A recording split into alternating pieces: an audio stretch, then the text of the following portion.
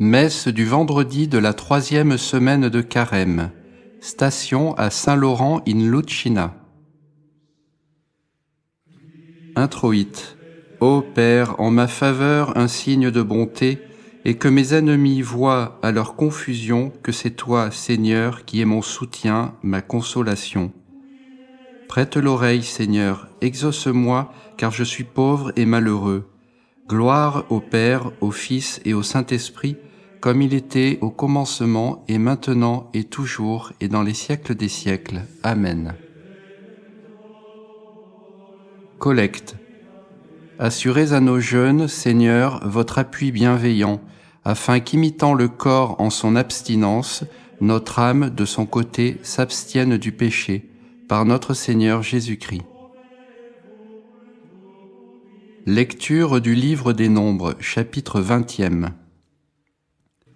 En ces jours-là, les enfants d'Israël s'attroupèrent contre Moïse et Aaron, fomentèrent une sédition et leur dirent : « Donnez-nous de l'eau pour nous désaltérer. » Moïse et Aaron quittèrent le peuple et vinrent à l'entrée de la tente du rendez-vous.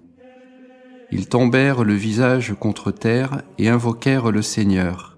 « Seigneur Dieu, écoute le cri de ce peuple, ouvre ton trésor, la source d'eau vive, qu'il se désaltère et cesse de murmurer. » Alors la gloire du Seigneur leur apparut, puis le Seigneur parla à Moïse et lui dit : « Prends le bâton et réunis le peuple, toi et ton frère Aaron, et en leur présence ordonnez au rocher de donner ses eaux. Tu feras sortir pour eux de l'eau du rocher, et tu donneras à boire au peuple et à ses bêtes. » Moïse prit le bâton qui était devant le Seigneur, comme le Seigneur le lui avait ordonné. Puis Moïse et Aaron convoquèrent le peuple devant le rocher, et Moïse leur dit : « Écoutez donc, rebelles, est-ce que de ce rocher nous pouvons faire sortir de l'eau pour vous ? » Moïse alors leva la main, et par 2 fois frappa le rocher de son bâton. Il en sortit de l'eau en abondance, et le peuple but ainsi que ses bêtes. Mais le Seigneur dit à Moïse et à Aaron : « Parce que vous n'avez pas cru en moi, pour faire éclater ma sainteté aux yeux des enfants d'Israël, vous ne ferez pas entrer ce peuple dans le pays que je lui donne. Ce sont là les eaux de Mériba, ce qui veut dire contestation, où les enfants d'Israël contestèrent avec le Seigneur, qui fit éclater sa sainteté parmi eux. »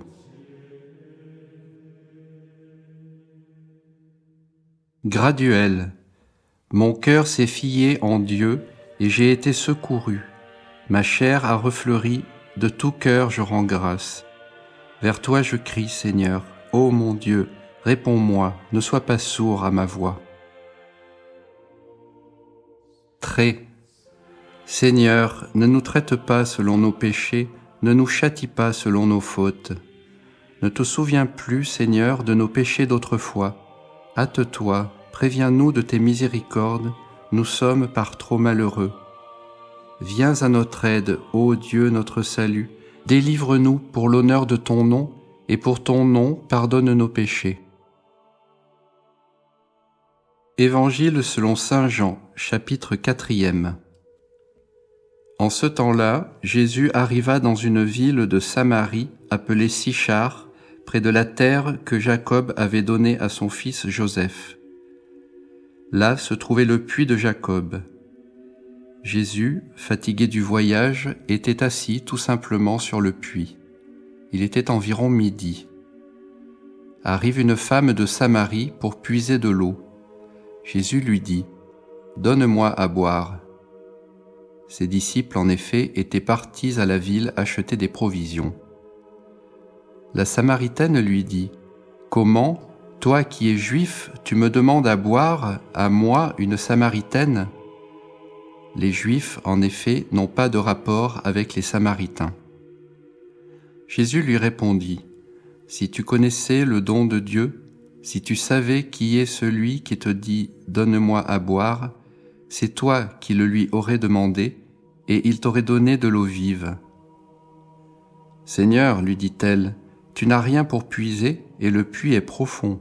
Où la prendrais-tu, cette eau vive? Serais-tu plus grand que notre père Jacob qui nous a donné ce puits et y a bu, lui, ses enfants et ses bêtes? Jésus lui répondit, quiconque boit de cette eau aura encore soif, mais celui qui boira de l'eau que je lui donnerai n'aura plus jamais soif. L'eau que je lui donnerai deviendra en lui une source jaillissant pour la vie éternelle. La femme lui dit, Seigneur, donne-la-moi cette eau, afin que je n'ai plus soif et que je ne vienne plus ici pour puiser. Va, lui dit Jésus, appelle ton mari et reviens ici. La femme répondit, Je n'ai pas de mari. Tu as raison de dire que tu n'as pas de mari, reprit Jésus, car tu as eu 5 maris, et celui que tu as présentement n'est pas ton mari. En cela tu as dit vrai. La femme lui dit, Seigneur, je vois que tu es un prophète. Nos pères ont adoré sur cette montagne, et vous dites, vous, que le Dieu où il faut adorer est à Jérusalem. Crois-moi, femme, lui dit Jésus, l'heure revient où ce n'est ni sur cette montagne, ni à Jérusalem que vous adorerez le Père. Vous adorez ce que vous ne connaissez pas. Nous adorons, nous, ce que nous connaissons, car le salut vient des Juifs. Mais l'heure arrive, déjà même elle est là, où les vrais adorateurs adoreront le Père en esprit et en vérité. Car c'est ainsi que le Père veut ses adorateurs. Dieu est esprit et ses adorateurs doivent l'adorer en esprit et vérité. La femme lui dit, Je sais que le Messie, c'est-à-dire le Christ, doit venir. Quand il viendra, il nous annoncera toutes choses. Jésus lui répondit, Je le suis, moi qui te parle. Là-dessus, ses disciples arrivèrent et ils se montrèrent surpris de ce qu'il parla avec une femme. Aucun toutefois ne lui dit « Que lui veux-tu » ou « Pourquoi parles-tu avec elle ?» La femme alors, laissant là sa cruche, s'en alla à la ville. « Venez voir, dit-elle aux gens, un homme qui m'a dit tout ce que j'ai fait. Ne serait-ce pas le Messie ?» Ils sortirent de la ville et se dirigèrent vers Jésus. Entre-temps, les disciples insistaient auprès de lui.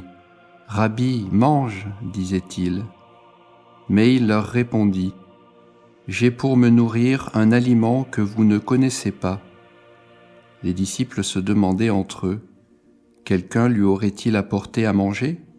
« Ma nourriture, leur dit Jésus, c'est de faire la volonté de celui qui m'a envoyé et d'accomplir son œuvre. Ne dites-vous pas, 4 mois encore et c'est la moisson ? Eh bien, je vous le dis, levez les yeux et regardez les campagnes. Elles sont toutes blanches, prêtes pour la moisson. Désormais, le moissonneur va recevoir son salaire et amasser du fruit pour la vie éternelle, en sorte que semeur et moissonneur se réjouiront ensemble. Car ici se vérifie le proverbe, « Autre est le semeur, autre le moissonneur. Je vous ai envoyé moissonner ce pourquoi vous n'avez pas peiné, d'autres ont peiné, et c'est vous qui recueillez les fruits de leur peine. » Bon nombre de Samaritains de cette ville crurent en Jésus sur la parole de cette femme qui leur attestait « Il m'a dit tout ce que j'ai fait. » Lors donc que les Samaritains furent arrivés près de lui, ils le prièrent de rester chez eux. Il y resta 2 jours. Ils furent bien plus nombreux à croire à cause de sa parole à lui. Et il disait à la femme, « Ce n'est plus sur tes dires que nous croyons, nous l'avons entendu nous-mêmes, et nous savons qu'il est vraiment le Sauveur du monde. »